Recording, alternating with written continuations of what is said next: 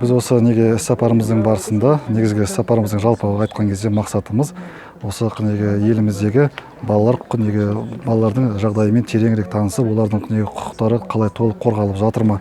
Яғни бұл неге барлық жағы бойынша соның ішінен әлеуметтік, білім беру, денсаулық сақтау, тағы да басқа осы құқықтық жақтардың неге жұмыстарының дұрыс жүруін зерделеу болып табылады біздің негізгі мақсатымыз. Біз осы Маңғыстау еліне келгелі, біз бірнеше осы балалар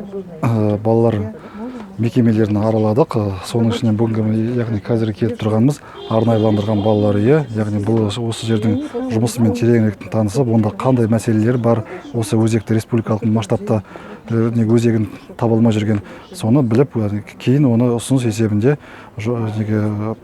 өзімізбен алып кетіп, ары қарай соның бір шешілуіне бір республикалық масштабта септігімізді тигізсек па деген ниет.